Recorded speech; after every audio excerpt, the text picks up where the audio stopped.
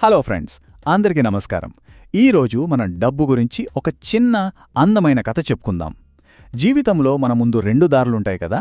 ఒకటి ధనవంతులుగా కనిపించడం, రెండోది నిజంగా సంపన్నులుగా ఉండటం. అరే, ఈ రెండిటికి తేడా ఏంటి అని తెలుసుకోవాలనుంది కదా. సరే, మరి పదండి ఆ కథ ఏంటో చూద్దాం. ఒక చిన్న విషయం ఊహించుకోండి.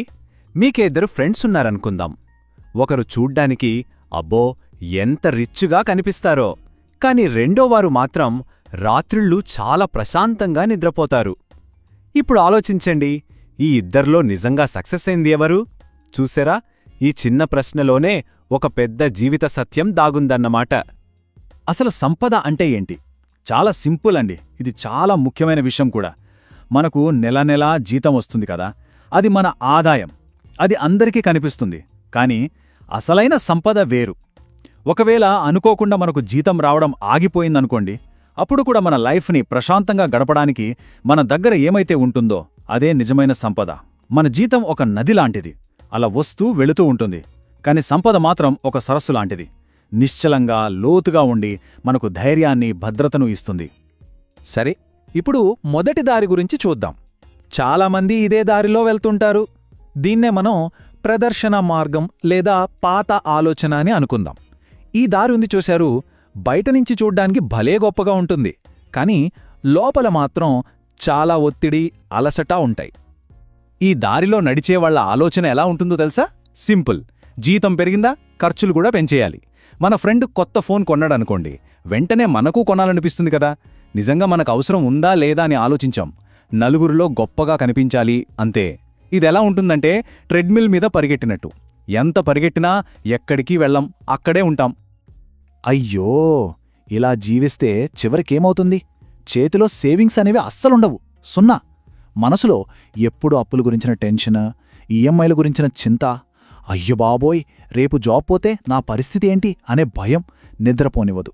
జీవితం ఒక పరుగు పందెంలా అయిపోతోంది, ఎప్పటికీ ముగియని పరుగు. ఎంత అలసిపోతామో కదా. సరే, ఇప్పుడు రెండో దారి చూద్దాం. ఇది చాలా ప్రశాంతంగా, సంతోషంగా ఉంటుంది. దీన్నే మనం ప్రశాంతత మార్గం లేదా కొత్త ఆలోచన అని పిలుద్దాం. ఇది చాలా చిన్న అలవాటే, కానీ చాలా పవర్ఫుల్. మన చిన్నప్పుడు అమ్మ టిఫిన్ బాక్స్లో ఒక స్వీట్ పెట్టేది గుర్తుందా? దాన్ని మనం వెంటనే తినేకుండా భోజనమంతా అయ్యాక చివర్లో ప్రశాంతంగా తింటాం కదా. అచ్చం అలాగనమాట.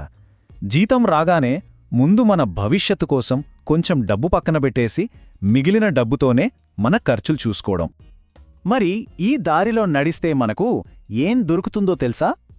ఫైనాన్షియల్ సేఫ్టీ, అంటే ఆర్థిక భద్రత అనే ఒక అందమైన గొడుగు దొరుకుతుంది. వర్షం ఎప్పుడు వస్తుందో మనకు తెలీదు, కానీ మన దగ్గర గొడుగుందనుకోండి, భయపడతామా? లేదు గదా. అలాగే జీవితంలో ఏ కష్టం వచ్చినా ధైర్యంగా నిలబడగలం. మనసు ప్రశాంతంగా ఉంటుంది, జీవితం కూడా చాలా స్థిరంగా సాగిపోతుంది. ఓకే ఫ్రెండ్స్, ఇప్పుడు కొన్ని చిన్న చిన్న కథలు విందాం, మన స్కూల్ రోజుల్లో విన్నట్టు. ఈ సింపుల్ కథలే మనకు చాలా పెద్ద పాఠాలు నేర్పిస్తాయి.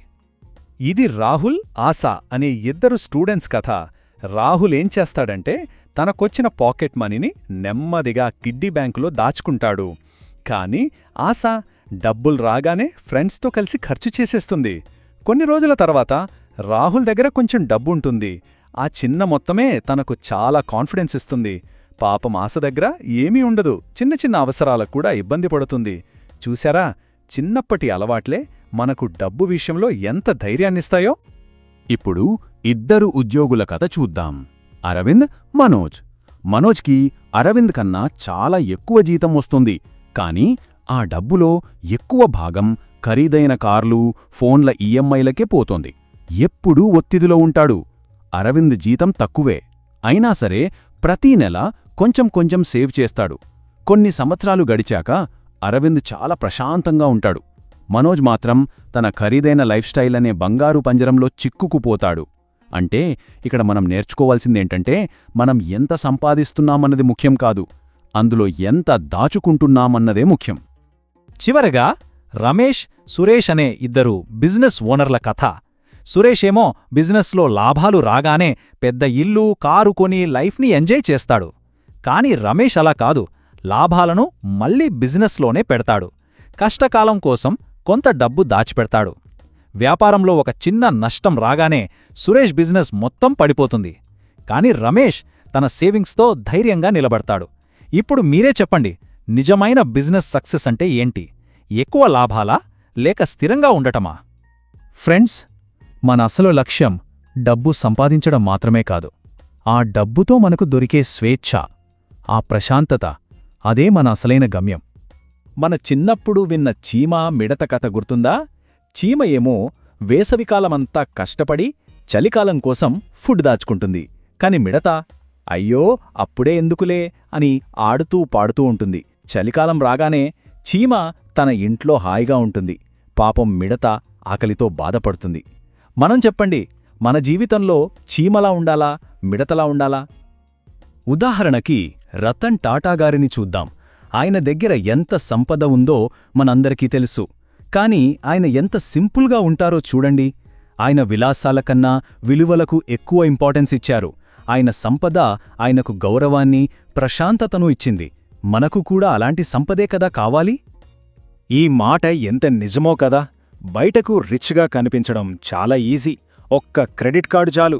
కానీ నిజంగా సంపన్నులుగా ఉండటానికి, అంటే ఫైనాన్షియల్ ఫ్రీడమ్ కోసం డిసిప్లిన్ కావాలి. అయ్యో, డిసిప్లిన్ అనగానే భయపడకండి. ఇక్కడ క్రమశిక్షణ అంటే శిక్ష కాదు. మనల్ని మనం ప్రేమించుకుంటూ మన మంచి భవిష్యత్తు కోసం తీసుకునే ఒక మంచి నిర్ణయం. అదే మనశ్శాంతికి దారి. ఇప్పుడు మనల్ని మనం ఒక చిన్న ప్రశ్న అడుగుదాం. సంపదను పెంచుకోవడానికి నేను ఈ రోజు నుంచి మొదలుపెట్టగల ఒకే ఒక్క చిన్న అలవాటేంటి? అది రోజుకి 10 రూపాయలు కిడ్డీ బ్యాంక్లో వేయడం కావచ్చు, లేదా అనవసరంగా బయట తాగే ఒక టీ మానేయడం కావచ్చు. ఏదైనా పర్వాలేదు. ఎందుకంటే ఎంత పెద్ద ప్రయాణమైనా మొదలయ్యేది ఒక చిన్న అడుగుతోనే. ప్రతిరోజు ఉదయం లేవగానే ఈ చిన్న మాటను మనసులో అనుకుందాం. నేను ప్రదర్శన కంటే ప్రశాంతతను ఎంచుకుంటాను. ఈ ఒక్క ఆలోచనే మనకు రోజంతా సరైన దారిని చూపిస్తుంది. గుర్తుంచుకోండి ఫ్రెండ్స్, రోజూ నేర్చుకునే ఒక చిన్న పాఠమే ఏదో ఒకరోజు మనల్ని పెద్ద విజేతగా నిలబెడుతుంది. నమస్కారం.